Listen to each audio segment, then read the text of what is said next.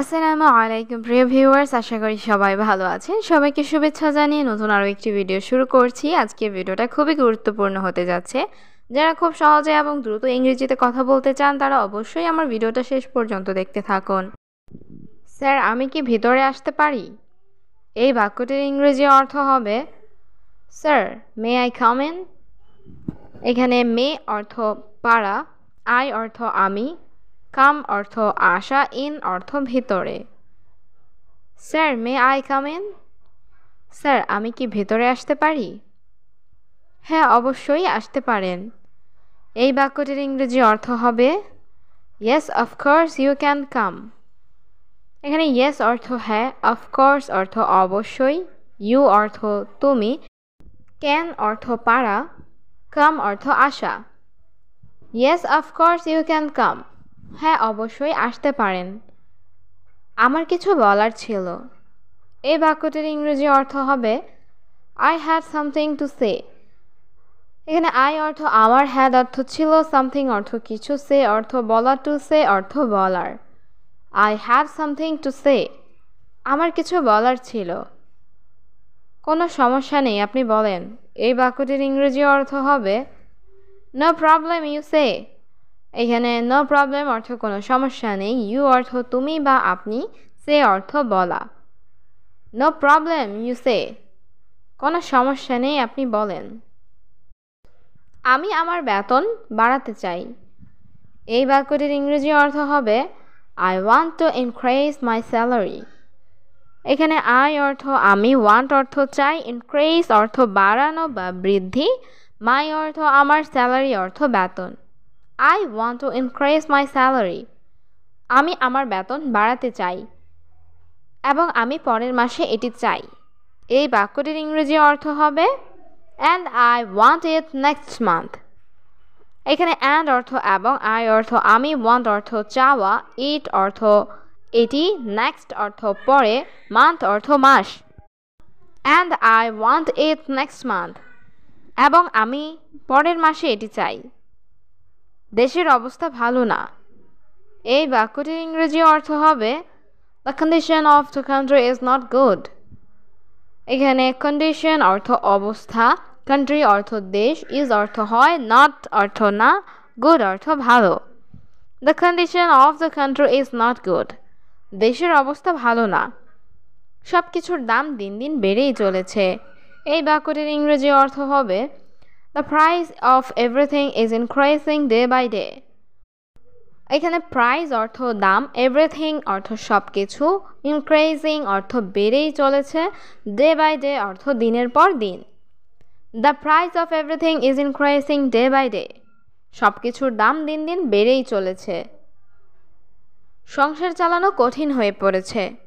এই বাক্যটির ইংরেজি অর্থ হচ্ছে running a family has become difficult. এখানে রানিং অর্থ চলমান, ফ্যামিলি অর্থ পরিবার বা সংসার, বিকাম অর্থ হওয়া, ডিফিকাল্ট অর্থ কঠিন। Running a family has become difficult. সংসার চালানো কঠিন হয়ে পড়েছে। স্যার, আমাকে বোঝার চেষ্টা করুন। এই বাক্যটির ইংরেজি অর্থ হবে sir, please try to understand me. এখানে প্লিজ অর্থ দয়া করে, ট্রাই অর্থ চেষ্টা করা, আন্ডারস্ট্যান্ড অর্থ বোঝা, মি অর্থ আমাকে। Sir, please try to understand me. Sir, আমাকে বোঝার চেষ্টা করুন। আমি জানি আপনি একজন ভালো কর্মচারী। এই বাক্যটির ইংরেজি অর্থ হচ্ছে I know you are a good employee. এখানে আই অর্থ আমি, নো অর্থ জানি, ইউ অর্থ তুমি বা আপনি, এ অর্থ একজন, গুড অর্থ ভালো, এমপ্লয়ি অর্থ কর্মচারী। I know you are a good employee. আমি জানি আপনি একজন ভালো কর্মচারী। কোনো সমস্যা নেই, আমি বেতন বাড়িয়ে দেব। এই বাক্যটির ইংরেজি অর্থ হবে no problem, I will increase the salary. এখানে নো প্রবলেম অর্থ সমস্যা নেই, আই অর্থ আমি, ইনক্রিজ অর্থ বাড়ানো বা বৃদ্ধি, স্যালারি অর্থ বেতন। No problem, I will increase the salary. কোনো সমস্যা নেই, আমি বেতন বাড়িয়ে দেব। আগামী মাসে আপনার বেতন বাড়বে। এই বাক্যটির ইংরেজি অর্থ হচ্ছে your salary will increase next month. এখানে ইউর অর্থ তোমার বা আপনার, স্যালারি অর্থ বেতন, উইল ইনক্রিজ অর্থ বাড়বে, নেক্সট মান্থ অর্থ আগামী মাসে। Your salary will increase next month, আগামী মাসে আপনার বেতন বাড়বে।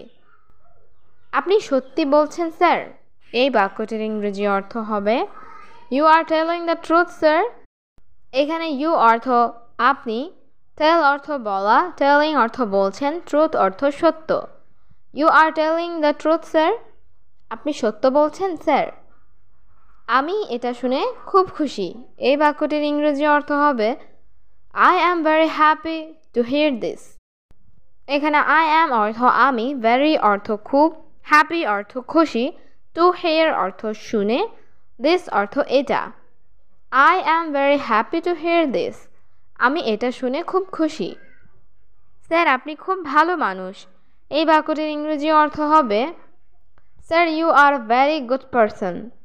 এইখানে ইউ অর্থ আপনি, ভেরি অর্থ খুব, গুড অর্থ ভালো, পারসন অর্থ মানুষ। Sir you are very good person, sir আপনি খুব ভালো মানুষ। সুন্দরভাবে এবং সঠিকভাবে কাজ করবে, এই বাক্যটির ইংরেজি অর্থ হবে will work nicely and properly. এখানে ওয়ার্ক অর্থ কাজ করা, উইল ওয়ার্ক অর্থ কাজ করবে, নাইসলি অর্থ সুন্দরভাবে, অ্যান্ড অর্থ এবং, প্রপারলি অর্থ সঠিকভাবে। Will work nicely and properly, সুন্দরভাবে এবং সঠিকভাবে কাজ করবে। কাজ এড়িয়ে যাবে না, এই বাক্যটির ইংরেজি অর্থ হবে ডোন্ট স্কিপ ওয়ার্ক। এখানে স্কিপ অর্থ এড়িয়ে যাওয়া, ডোন্ট স্কিপ অর্থ এড়িয়ে যাবে না, ওয়ার্ক অর্থ কাজ। ডোন্ট স্কিপ ওয়ার্ক, কাজ এড়িয়ে যাবে না, মন দিয়ে কাজ করবে। এই বাক্যটির ইংরেজি অর্থ হবে উইল ওয়ার্ক উইথ মাইন্ড। এখানে উইল ওয়ার্ক অর্থ কাজ করবে, উইথ অর্থ সাথে, মাইন্ড অর্থ মন। উইল ওয়ার্ক উইথ মাইন্ড, মন দিয়ে কাজ করবে। স্যার আমাকে এটা বলতে হবে না, এই বাক্যটির ইংরেজি অর্থ হচ্ছে sir I don't have to say that. এখানে আই অর্থ আমাকে, দ্যাট অর্থ এটা, সে অর্থ বলা, ডোন্ট হ্যাভ টু সে অর্থ বলতে হবে না। Sir I don't have to say that, sir আমাকে এটা বলতে হবে না। আমি আমার কাজে আমার সেরাটা দিই, এই বাক্যটির ইংরেজি অর্থ হবে I give my best in my work. এখানে আই অর্থ আমি, গিভ অর্থ দেওয়া, মাই বেস্ট অর্থ আমার সেরাটা, মাই অর্থ আমার, ওয়ার্ক অর্থ কাজ। I give my best in my work, আমি আমার কাজে আমার সেরাটা দিই। স্যার আপনি চিন্তা করবেন না, এই বাক্যটির ইংরেজি অর্থ হচ্ছে স্যার ইউ ডোন্ট ওয়ারি। এখানে ইউ অর্থ তুমি বা আপনি, ওয়ারি অর্থ চিন্তা করা, ডোন্ট ওয়ারি অর্থ চিন্তা করবেন না। Sir you don't worry, sir আপনি চিন্তা করবেন না। ঠিক আছে স্যার আমি এখন যাই, এই বাক্যটির ইংরেজি অর্থ হচ্ছে ওকে স্যার আই গো নাও। এখানে ওকে অর্থ ঠিক আছে, আই অর্থ আমি, গো অর্থ যাওয়া, নাও অর্থ এখন। ওকে স্যার আই গো নাও, ঠিক আছে স্যার আমি এখন যাই। তোমার যত্ন নিও, এই বাক্যটির ইংরেজি অর্থ হচ্ছে take care of yourself. এখানে টেক কেয়ার অর্থ যত্ন নেওয়া, ইউর সেলফ অর্থ তোমার। Take care of yourself, তোমার যত্ন নিও।